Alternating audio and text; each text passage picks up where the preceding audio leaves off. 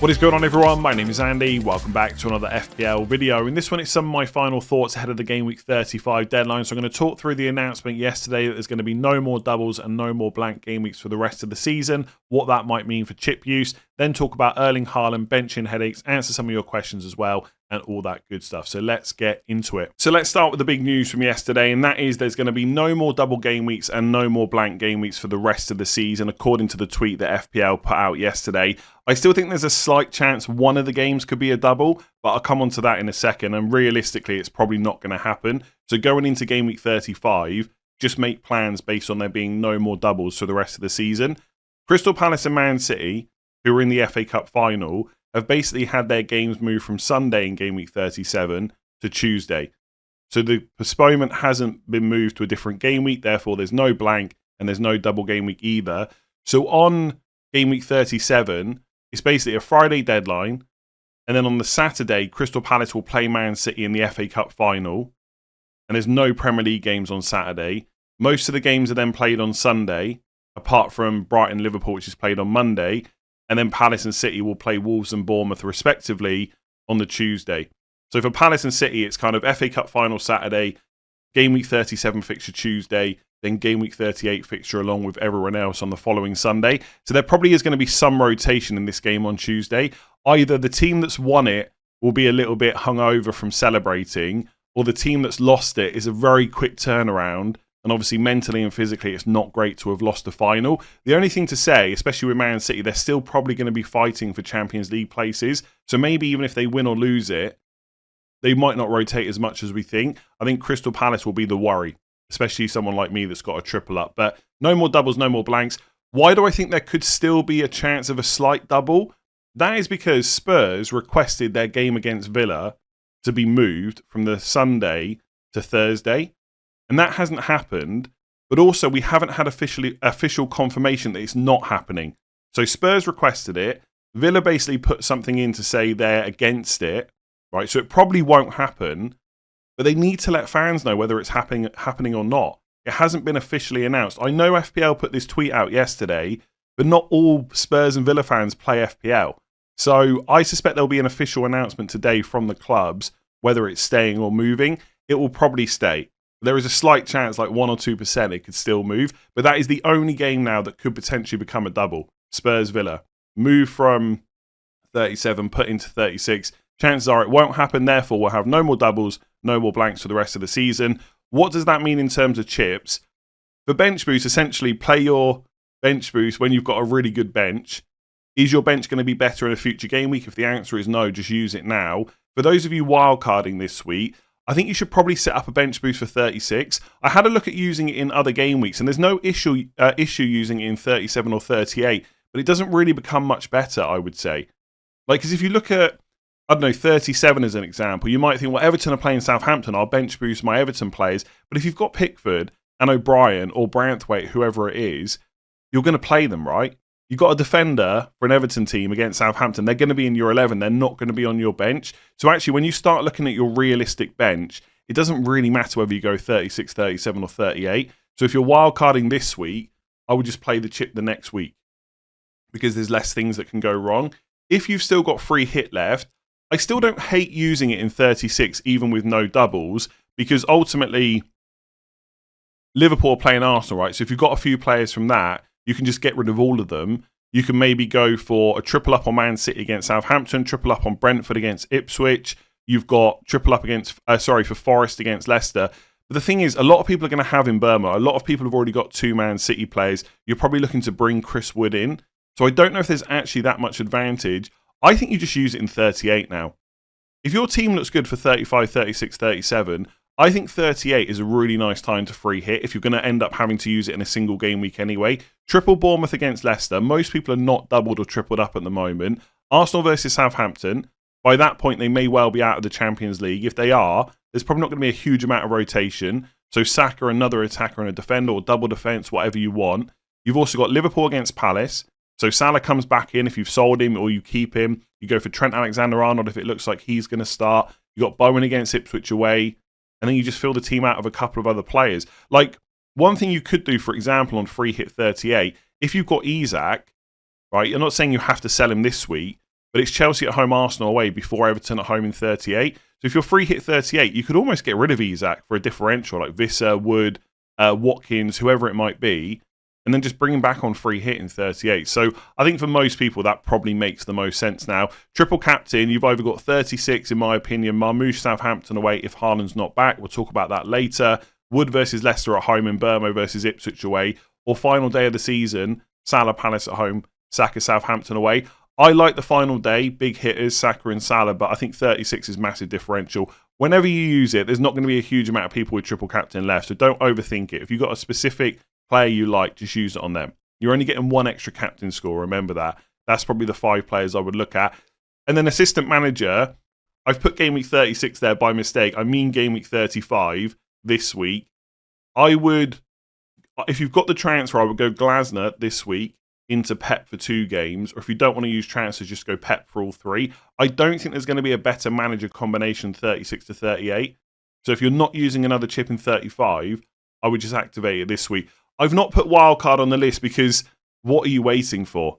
Like, if your team looks great for 35, fair enough, but then you're just using it in 36, right? You're using it at the next available opportunity because there's nothing else to wait for anymore. You know what the rest of the fixtures are like. If you think your team is great, 35 to 37, you could just wildcard in 38 as a free hit. But I think for most people, you can probably make a few upgrades this week or next week, whenever it might be. So I think if you've got it left, you're probably using it right now. So I'm going to make my predictions for game week 35. As always, make sure you join the Let's Talk FPL League over on Sleeper. There's another £50 Amazon voucher up for grabs for game week 35. It's completely free to play. You can just click the link in the description below or scan the QR code on screen. So despite Wolves doing really well recently, I've got to go for a Man City home win. I think Villa versus Fulham will be fairly close, but I'm going to go for a Villa home win. I'm playing Morgan Rogers this week. Who knows? I might end up playing Emi Martinez in goal as well. Everton to beat Ipswich is fairly straightforward. Leicester versus Southampton is tricky. Southampton playing all right recently. Leicester can't score a goal. I'm going to go for Leicester home win. Jamie Vardy, he's got to have a party at some point before the end of the season. Arsenal to beat Bournemouth, even though it'll be a really close game and they will rotate. Brighton versus Newcastle, I'm going to go for a draw there. Not quite sure. Newcastle probably favourites, but I'm going to go for a draw. Brentford versus Man United. Everyone's expecting Brentford to win this game. I'm going to go for a draw. Man United, good lead in the Europa League, won't need to rotate quite so much, so I'm going to go for a draw there. West Ham Spurs, I'm going to go for a West Ham win. Chelsea Liverpool, I'm going to go for a Chelsea win. Would it be that crazy for Liverpool to lose after they've won the title? Probably not. If they're going to put in a bad performance, this might be the game they do it. And then Palace versus Forest. I think people are underestimating Palace this week. I really do. Lots of people looking to sell their FPL options and stuff like that. I'm going for a Palace home win. That's all you have to do. It's really simple. Link in the description below or scan that QR code on screen. Whoever gets the most amount of predictions correct will win that voucher. If more than one of you has the same number of predictions correct, then I'll do a random draw on the next deadline stream. Get your predictions in now. So speaking of Erling Haaland, Pep Guardiola spoke about him yesterday. In the morning or afternoon, this quote came out saying that he's getting better. I don't think he'll be involved versus Wolves. And then in the embargoed quotes in the evening, there was some more stuff said. The last game against Forest, he said, and obviously talking about Haaland, I'm not ready. So that was the FA Cup semi-final. He trained yesterday. Today we train and after we'll talk. He went on to say, I think he'll be ready to play before the Club World Cup. I'm pretty sure all will want to play in the FA Cup final. So he's kind of implying, not necessarily outright saying, that Haaland is aiming to be back for the FA Cup final. So before that, you've got Wolves at home in 35, Southampton away in 36. He might not even be in the squad for the Wolves game, but you can't guarantee that. And if he's not, there's no guarantee he starts against Southampton away in 36 either. So I think you've got to ignore him. Even if you're on wildcard, like if you wanted to make a Salah and Haaland wildcard draft, you probably don't have to make a huge amount of sacrifices. And if you don't have Saka in your team or you don't have Palmer, fair enough at the moment. But I think you might want Saka back fairly soon. And if you're on wildcard, you can probably set up in a way where you have Salah and Saka, no Haaland.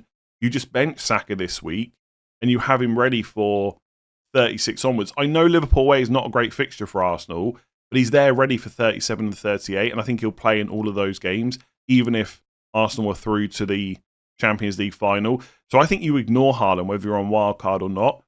Like, if he gets no minutes against Wolves, like, will you be confident that he starts against Southampton enough to captain him? Probably not. And so for me, for example, I'd get to 36 with one transfer. To get Haaland, it would cost 2. Selling Salah for a captaincy where I'm not even sure he's necessarily going to start, I just don't think it's worth the risk. And then 37 is going to be a couple of days after the FA Cup final. So is there even a guarantee his minutes will be good there as well? I mean, I've said already, Man City will probably still be fighting for Champions League places. So if Haaland's fit, he probably will play in that game. There's just no guarantee. So I just don't think it's worth ripping your team up for. And ultimately, if you're looking at captaincy in 37, there's always the fallback plans of Salah against Brighton away, Saka against Newcastle at home. They're not amazing options, but is Haaland against Bournemouth at home that amazing? I just don't think I would be going there. Marmoush is obviously a slight concern once Haaland does get back, but they can play together. And I think for most people, if you've got Marmoush, you probably play him for Wolves, or you definitely play him for Wolves at home, and you probably play him against Southampton, then reassess. The only issue will be the deadline for 37 will be before the FA Cup final. So I might think about taking Marmoush out for 37 and just not having him for Fulham away and Bournemouth at home. But I'll wait until 37 to decide that. On other injuries, Pep said no news. So it looks like everyone that was already available will still be available. So I don't think this is going to affect a huge amount of people, but it looks like Rodrigo Muniz is going to be out for the season for Fulham. Marco Silva said he's not available for this game against Villa, not for the next one against Everton. So that's 35 and 36. And he went on to say it's going to be difficult for the rest of the season. The news is not good regarding Rodrigo. So it doesn't look like he's going to play a part for Fulham. That means that Raúl Jiménez is pretty much nailed to start every single game. Also on penalties, as we know as well. And at 5.3 million, if you need a cheap forward, I really don't mind him. You've also got Jamie Vardy in and around that price point. Decent fixture in 35 against Southampton. It's Ipswich at home in 37 as well. But ultimately, I think Fulham are a stronger team. And although you could look at the table and say they've got nothing to play for, there is a chance they could still get European football next season. I'm not sure there's a very high chance of that happening, but I wouldn't say that Fulham are on the beach. Villa away, Everton at home, Brentford away, next 3, not terrible. City at home in 38. Okay, that's not great, I guess. Overall, the fixture running is so-so, right? You'd only be going for Jimenez if you need a cheap forward. If you can afford to go and get Chris Wood or Cunha or Visser or someone like that or Watkins, then obviously they're much better. But some of you might need an enabler. Why not Jimenez? So let's talk about captaincy for game week 35. I think the main options are probably Salah, Mbeumo, Marmoush for most people. Some of you might be looking at Jarrod Bowen. Some of you might be looking at De Bruyne if you own him as well. I've put Isak on the list just to fill the graphic. But to be honest with you, I don't really rate that as an option. Like, Brighton have been conceding a few goals recently, 4 against Brentford, 2 against West Ham. Newcastle fully capable of scoring against Brighton, of course. But it's an away game. On paper, it just doesn't scream captaincy to me. It's not that I think he'll blank necessarily. It just doesn't. It's just not where I would put my captain's armband this week. I think on De Bruyne, I get it, right? Massive differential. His ownership is not that high. And then the people that are actually going to captain him that own him is even lower. He probably will start. I don't think you can ever guarantee it. I don't mind it, right? I'm not sure I would go there. I'd prefer someone a little bit more secure, someone on penalties preferably. But I really don't mind De Bruyne. I think on Bowen, that he's a good option because he's playing Spurs. And obviously that game is in between the Spurs 2 semi-final legs of the Europa League. The Spurs won 3-1 last night. Will there be as much rotation as people are expecting? I think there will still be quite a lot. They've got to go away from home, right? Ange Postecoglou needs that trophy, just like Amorim does at Man United. There will be some rotation, but I can't help but feel the hype around Bowen is getting a bit too high. And that's not me saying that he's a bad pick, right? He's absolutely not. If I had a free transfer to get him in for, like, I don't know, whoever in my midfield, then I'd definitely consider it. Like, captaincy, I'm not so sure about. Also, I don't think Bowen's on penalties. I think a lot of people still think he is, but Paquetá's playing 90 minutes pretty much every game. And before, he was ahead of Bowen in the pecking order. So I don't mind Bowen, but I probably wouldn't go there. Top 3 options for me, Salah, Mbeumo, Marmoush. Interestingly, I put a tweet out this morning, only a few minutes before I made this video, so only 1,000 votes. Mbeumo's the most popular captain, 32.9%. Then it was Salah, 22.3%. Then Marmoush, 21.1%. So close enough between Salah and Marmoush. I think the thing with Mbeumo is similar to Bowen. He's playing a team that have just played in the Europa League semi-final first leg, so they're expecting rotation. Again, I don't know if Man United needs to rotate as much as everyone's expecting. They've got a 3-0 lead going into the second leg, and the second leg is at home. So Man United are in an even better position than Spurs are. Now, I suspect there will be some rotation for Man United, but they're also getting quite a few players back. Amad Diallo got minutes off the bench last night. I don't know if he's going to be ready to start, but he's going to be involved. Luke Shaw is back as well now. De Ligt was off the bench too, so you've got De Ligt, Maguire, Lindelof, although that's not necessarily great. Yoro, Luke Shaw, Mazraoui, they're all available at the moment. Ugarte, Casemiro, like one of them will probably be benched. So again, I like Mbeumo. I'm almost certainly going to buy him. But I think people are viewing these Spurs Man United games as like obvious like 3-4-0 wins, and I just don't think that's necessarily going to be the case. I do, however, think it's a good week to go against Salah. Chelsea away could be difficult-ish, and also it's after their Premier League title was confirmed, and so there might be a bit of a performance dip. Some of those players in that squad have probably been celebrating for a lot of this week. Will the levels be quite as high as they usually would be? Will there be some rotation? Possibly. It's not to say Salah's a bad option, because he's never a bad option. But if you're going to go against him, this is the week. So Mbeumo and Marmoush is probably where it's at. But if you're thinking, I'm going Mbeumo as like a differential, it feels like for engaged managers, he's the most popular. And that might be where my captain armband ends up as well. I like Marmoush against Wolves. If Haaland's not going to feature, if he's not going to feature, which seems the most likely outcome, then Marmoush's minutes should be good again. We still don't know who's on penalties, which is a bit annoying. We know Mbeumo has them. We don't know if Marmoush does, but his goal threat is decent. And I know Wolves have been playing well, but it's a home game for Man City. They're fighting for Champions League places. I quite like that as a differential, Marmoush. The only thing that I thought about this morning is the games tonight. Imagine if he blanks. It's just weekend ruined straight away. That should not come into your thinking, right? You should think about captaincy as if Marmoush is playing on Sunday at 4 o'clock, but he's not. And psychologically, that does play a part. So I suspect that I'm going to end up on Mbeumo, but not as a differential. He's really popular. But I think he's been a brilliant option this season. You know he's definitely going to play. You know he's definitely on penalties. Brentford are fighting for European places as well. Again, like Fulham, probably unlikely, but it's possible. Beating Forest last night was huge. And Man United will rotate a little bit. And also, you never know what you're going to get with Man United, right? Defensively, even if they're full strength, you're still going to get chances. So I like Mbeumo, but him and Bowen, I think the hype is getting too high. They're great picks, but if you want to go Marmoush or Salah, they're also decent as well. I'm currently on Marmoush because I don't own Mbeumo. I'm probably going to switch by the deadline. I'm almost certain I'm not going to go for Salah. So there wasn't a huge amount of benching headaches that were sent in this week, but just to go through the few that were, Isak was mentioned. I don't think you can ever bench him really. Like maybe if it was Liverpool away or Arsenal away and they were both still fighting for the league or something like that, but it's Brighton away. That's not enough to put him on the bench. So he would definitely be in. Interestingly, though, I've put Marmoush behind Isak, but I would captain Marmoush ahead of Isak. So maybe I should have flipped those two around. But I don't think anyone should be benching those two players. Mateta was mentioned a few times. I think Forest at home is a perfectly good fixture. For most of the season, they have defended well, but I had a look at their defensive numbers. They are starting to drop a little bit. I think they've gone down to like the 8th best in the league, which is still not bad, by the way. I'm not putting them down in any way. But a home game against Forest, like, there's been a lot of chat about Palace players this week, people not that confident to start them, looking to sell them. I don't really get it. I think Forest at home is a perfectly good fixture. And Palace have had a lot of rest since their FA Cup semi-final. So Mateta might still be on penalties. I know he keeps getting subbed early, which is a bit annoying. But his goal threat is decent. He could still be on penalties. It's a home game against Forest. I think he should be quite high up the list.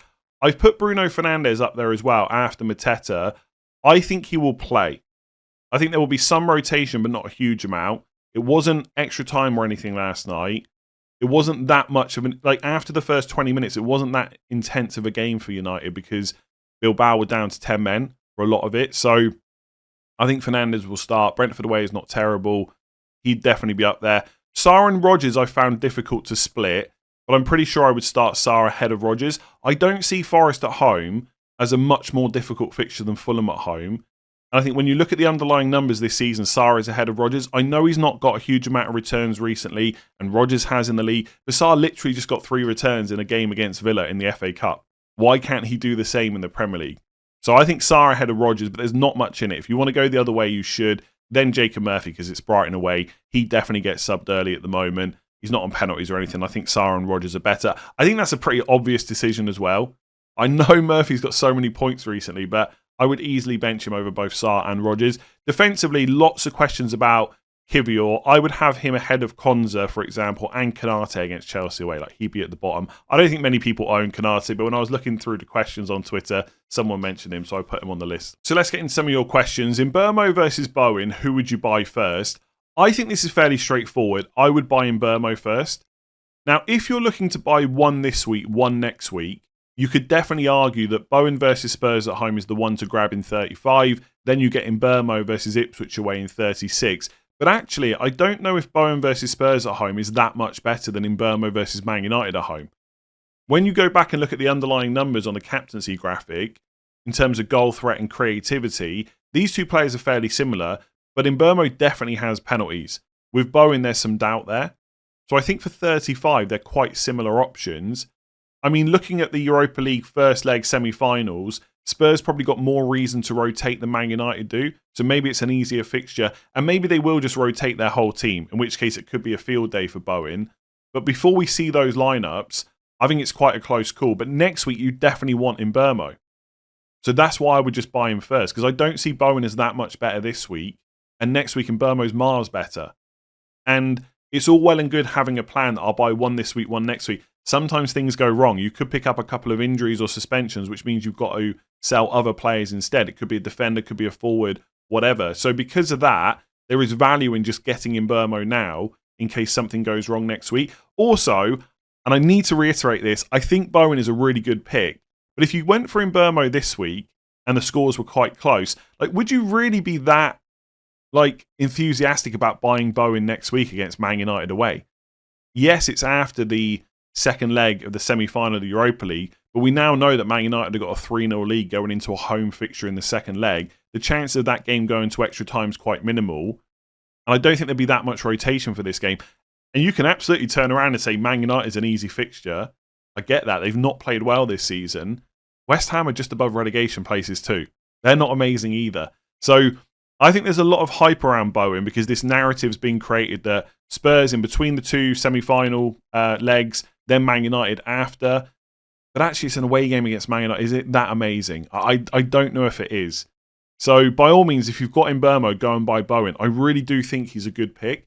But if I was buying one this week, I would just go for Mbeumo because you definitely want him next week. I think if you bought Mbeumo now and got to 36, I don't think many people will be as enthusiastic about buying Bowen before a Man United away fixture. You can always buy him in 38 against Ipswich.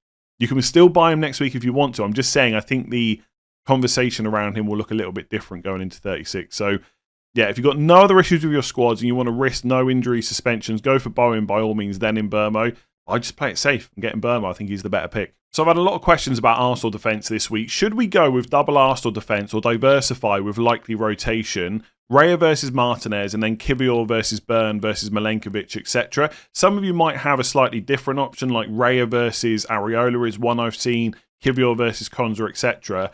I think Arsenal will rotate. I don't think anyone would strongly argue against that. But their lineup is still likely to be fairly strong. Like, Raya will definitely play in goal. Thanks to James from Planet FPL. I listened to his podcast the other day speaking about the fact that Neto is on loan from Bournemouth, so he can't play anyway. So Raya will play.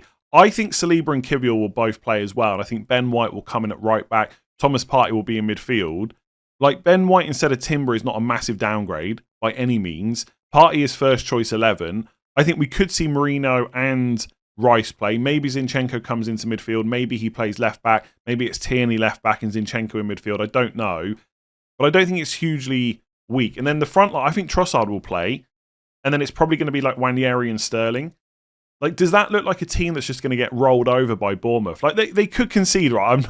I'm not disputing that. But it's not like they're suddenly a relegation team. So, in my opinion, I think people still don't like double or triple defense that much, and a lot of the time people are looking for a reason not to do it. But like Dan Burn is playing Brighton away. Is that better than Kiwior? I don't think so. Milenkovic is Palace away. Like I said earlier, Forest defensive numbers are starting to drop a little bit. I think Palace score in that game, absolutely. I would play Kiwior over those two. If it's Konza versus Fulham at home, or like Raya versus Martinez, it's a bit closer. But when you look at the projections brought to us by Rob T FPL as always, there's two teams with a huge chance for a clean sheet this week. That is Man City against Wolves, 42%. I know people would disagree with that. I'm just going by the odds here. And then Everton versus Ipswich, 44%. After that, there's 3 teams on 32%. Brentford versus Man United, interestingly, no hopes in the Man United attack there. Villa versus Fulham and Arsenal versus Bournemouth. So they're still right up there in terms of one of the best defences this week. If you don't want to risk it or you want to go for the slight differential, you should do it. But I'm probably going to play my double Arsenal defence, I think, and just back them against Bournemouth. It's not going to be easy because Bournemouth are an intense team to play against. They love to press, like they've got a decent attack, etc. I don't know. Like, all I can say is if you want to go for the other option, do it. But I think when it starts to be like Kivior versus Burn, I would definitely play Kivior. Like, absolutely. Like, I would forget about having double Arsenal defence. Just treat them all in isolation. Do you think Kivior or Burn is better? I think that's fairly straightforward this week. Raya versus Martinez is a lot closer. But let's not pretend that Fulham are slouches when it comes to attack either. And the Villa defence is not one that you'd necessarily be massively happy about. So I'm currently still playing Raya. I mean, I might swap, but I just don't see why I would. If anything, with all these doubts around the Arsenal defence, I'm kind of tempted to just play them more. So, yeah, they will rotate, but they're still going to be fairly strong, I think. So would you keep Saka or sell him? What about for a hit? Now, I slightly reworded this person's question. I think originally they were asking about De Bruyne for a -4, but I wanted to keep it broader because a lot of people are wondering what to do with Saka. Generally, I think it's okay to sell him because this week I expect him to be rested. Not a guarantee, by the way. He could start against Bournemouth, but I think it's more likely that he's on the bench. And then 36 is Liverpool away. We've got 4 game weeks left. Half of them for Saka are a possible benching and then a really difficult game against Liverpool away. So in that regard, I think it's okay to sell him. But don't do it on a whim. Because in 37, it's Newcastle at home. That is not terrible for Saka. And in 38, it's Southampton away. That is great. And if Arsenal are out of the Champions League, there's nothing to rest him for. And even if they're in the Champions League, there's like a week between games at that point. So he'll probably start all of those games after the Bournemouth match. So Liverpool, Newcastle, Southampton, my prediction would be that Saka starts. So although I think it's okay to sell him, and that's probably what I'm going to do, if you've got a decent bench option this week, I would consider just benching Saka. Even if you have to play him against Liverpool away, knowing that you've then got him ready for Newcastle and Southampton and you can concentrate your transfers elsewhere. So I'm going to sell him because I've got no other good way to get Mbeumo, and I really want him this week and in particular next week against Ipswich. But if I was in a position where I already had Mbeumo and I could just bench Saka and I had a decent option, I would consider that. Even if I wanted to, for my team again, if I wanted to, just to give you an idea of why I'm saying I think it's okay to keep him, but I'm probably going to sell him. Even if I wanted to bench him this week, I'd have to play Evan Nilsson against Arsenal away, which doesn't feel great, and just go without Mbeumo. I just don't like it, right? But for those of you that have got a different setup, I think it's okay to keep him. If you're selling to Mbeumo, Bowen, absolutely fine. Kevin De Bruyne, if you want to take a punt, great. But De Bruyne might not start the rest of the games. Like, not all of them anyway. And it's Wolves at home, Southampton away. Great if he starts both of them. What if he gets rested against Southampton ahead of the FA Cup final? It could happen. There's a big gap between games, so it's not a guarantee. But it's certainly not a guarantee that he will start. Maybe it'll be the FA Cup final that he doesn't start. I don't know, but there's some risk there. I think selling Saka for a hit, I'm less convinced about. If it's to fund a second move and make an upgrade in midfield, then fair enough. So if you were doing like Saka to Mbeumo, and then that gave you the money to sell a midfielder, you're just like Rashford, for example, up to Bowen, and you needed that cash, that might be worthwhile.